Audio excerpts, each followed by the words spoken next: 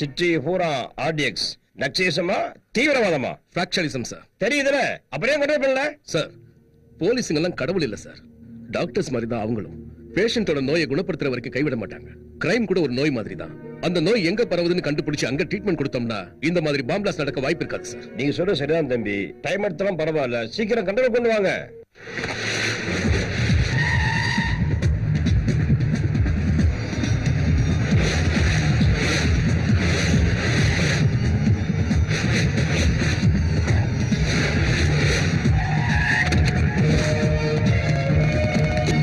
இந்த டிஸ்ட்ரிக்ட்ல இருக்கிற ரவுடிங்களோட ஃபைல்ல உடனே என் டேபிளுக்கு வந்தாகணும்.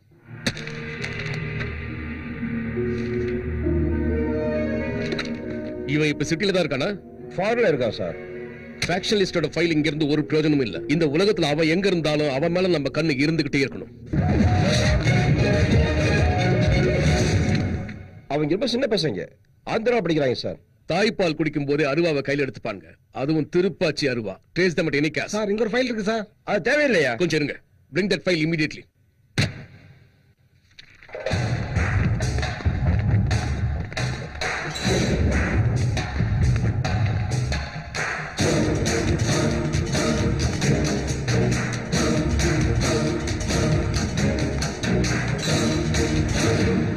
என்னங்க, நீங்க சிட்டிக்கு போறது ஃபேக்டரி வேலை விஷயமா தானே? ஆமா. இதுக்கு ஒரு முறை நல்லா யோசிச்சுக்கோங்க. வாழ்க்கை பூரா நமக்காகவே உழைச்சு கஷ்டப்படுறவங்களுக்கு கொடுக்கறதுக்கு நாம யோசிச்சா நமக்கு கொடுக்க கடவுள் யோசிப்பார் கண்ணம்மா. ஒரு தாயா பிள்ளைங்க எதிர்காலத்தை யோசிக்கிறியா? நம்மள நம்பி இருக்கிற ஏழைப்பாழைங்க நல்லா இருக்கணுங்கிறதுக்காக நாம இந்த வேலையை செய்யும் போது கடவுள் நம்ம பிள்ளைங்களை கைவிட்டுற மாட்டாருமா. அதுக்கு இல்லைங்க, நம்ம நிலத்தை எழுதி கொடுக்கறத பத்தி கேட்கல. உங்க தம்பிய ஒரு வார்த்தை கூட கேட்காம அவர் நிலத்தையும் சேர்த்து எழுதி கொடுக்குறீங்களே, அதனாலதான். வேணா நீ ரெண்டு பேரும் ஒண்ணுங்கிறதுனால தான் அண்ணா அதை பத்தி கேட்கல. இப்ப நீங்க கேட்டு எங்களை பிரிச்சுடாதீங்க. அண்ணா, நீங்க எடுத்துட்டு போங்கண்ணே.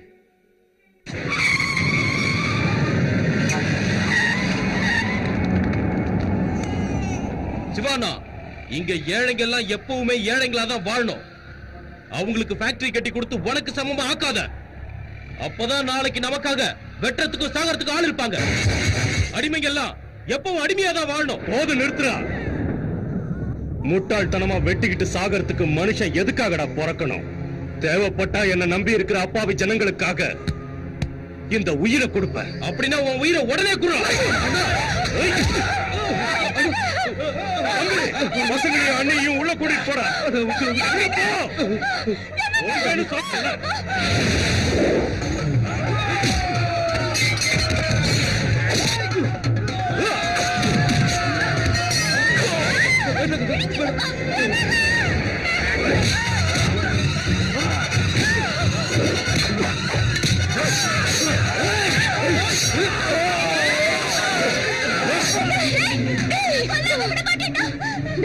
தங்கச்சி தூக்கிட்டு வெளியே போ. பாப்பா ஜாக்கிரதை. டேய், எது மிச்சமா இருந்தாலும் பகை மிச்சமா இருக்க கூடாது. போட்டு தள்ளுங்கடா எல்லாரையும். சுவாமி, ஏழைப்பாழைங்க நல்லா இருக்கிறதுக்காக வாழு. தங்கச்சி ஜாக்கிரதை.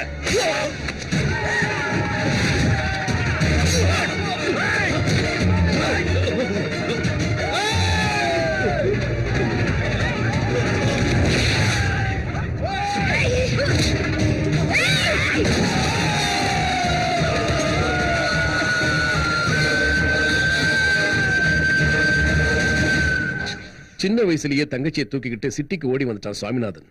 அப்ப ரவுடியா இருந்த, இன்னைக்கு ரவுடிங்களுக்கு எல்லாம் காட்ஃபாதரா இருக்கிற நாடார் கிட்ட வந்து சேர்ந்தான் சுவாமிநாதன். சார், எனக்கு ஏதாவது வேலை போட்டு கொடுங்க சார். சின்ன பையன் நீ என்ன வேலை செய்ய போற? இந்த வாங்கிக்க. வேண்டாங்க, கஷ்டப்படாம எதுவும் வாங்க கூடாதுன்னு எங்க அப்பா கண்டிப்பா சொல்லிருக்காரு. வாடா சிங்கக்குட்டி. சுவாமி தங்கச்சி மேல இருக்கிற பாசத்தினால உயிருக்கு பயந்து ஊரை விட்டு ஓடி போயிட்டான்னு எல்லாரும் நினைச்சிட்டு இருக்கும் போது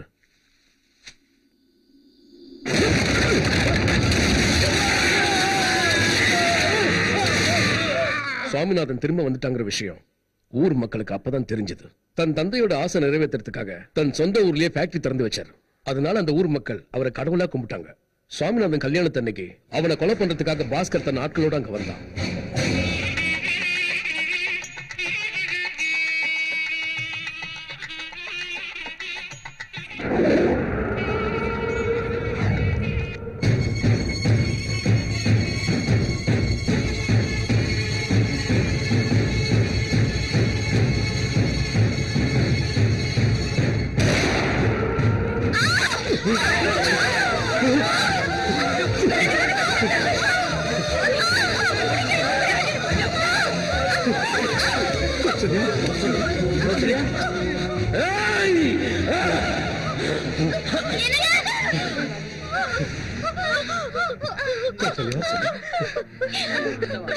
அக்னி சாட்சியா மூணு முடிச்சு போட்டுக்கிட்டு உங்க கூட காலம் பூரா வாழணும்னு நினைச்சேன்.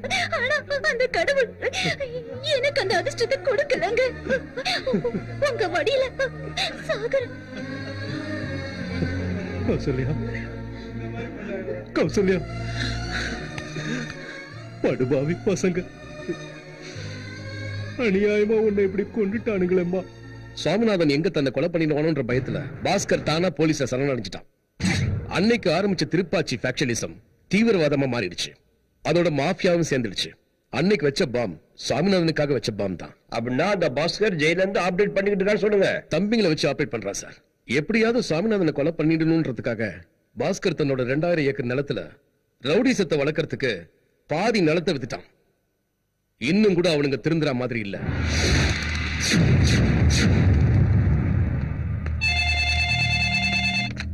ஹலோ, திரும்பவேண்ணா உங்க கூட தான் பேசணுமா?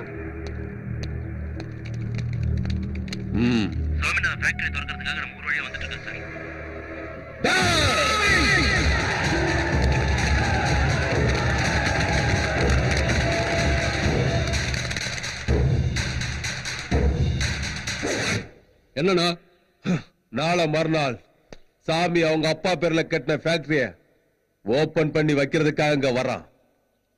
உயிரோட திரும்பி போக கூடாது. டேய் அண்ணா, இந்த தடவை நாம சாமியை பிளான் பண்ணி போடுத்தோம்னா அவங்க ஆளுங்க கண்டுபிடிக்கிறதுக்கு குறைஞ்சது 2 நாள் ஆகும்டா. அவனோட சாவு உன் கையாலே என் கையாலே இல்ல, அந்த சங்கர் கையில தான் இருக்கு. போய் அவன் எங்கன்னு கண்டுபிடிங்க.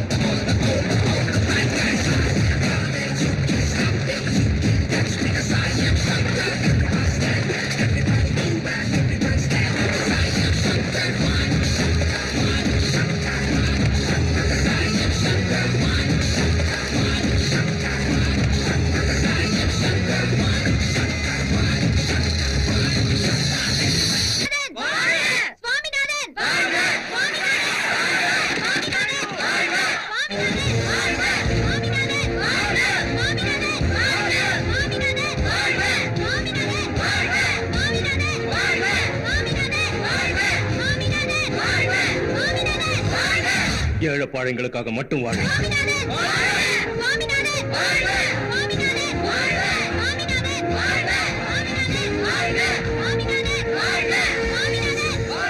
நம்ம நாட்டுல ரவுடிகளும் கூலிப்படைகளும் உருவானதுக்கு காரணம் வேலை இல்லாததுதான். அதனால வெட்டியா இருக்கிறவனுக்கு வேலையை கொடுத்தா அவன் தப்பான வழியில போக மாட்டான்னு எங்க அப்பா அடிக்கடி சொல்லுவாரு. அவர் ஆசையை நான் நிறைவேற்றிக்கிட்டு இருக்கேன்.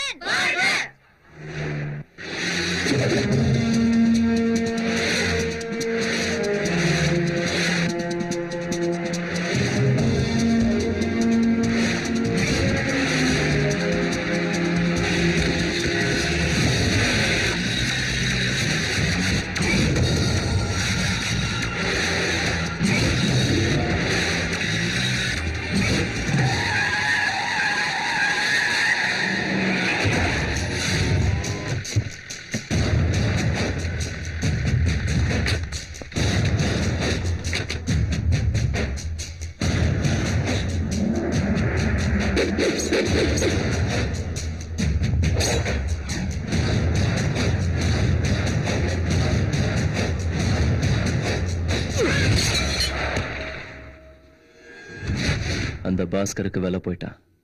புலி கூட நம்மள தாக்குறதுக்கு முன்னால ஒரு தடவை உருமும். மனுஷன் சந்தர்ப்பமே கொடுக்க மாட்டான். தேசிங் ராஜாக்கு மகவத் கான் மாதிரி எனக்கு நீ இருக்கும்போது எதுவும் ஆகாதுடா.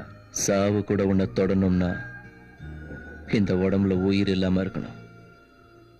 அந்த பாஸ்கர் இந்த தடவை பெரிய ஸ்கெட்ச் போட்டிருக்கான்னு நினைக்கிறேன், நம்மள போட்டு தள்ளுறதுக்கு. ஜெயில 4 சவுத்துக்குள்ள வாழற அவனுக்கே அவ்வளவு தெளிவு இருந்தா 4 பேருக்காக வாழற நமக்கு எவ்வளவு இருக்கும்? அவன் என்ன ஸ்கெட்ச் வேணாலும் போடட்டும், பாத்துக்கலாம்.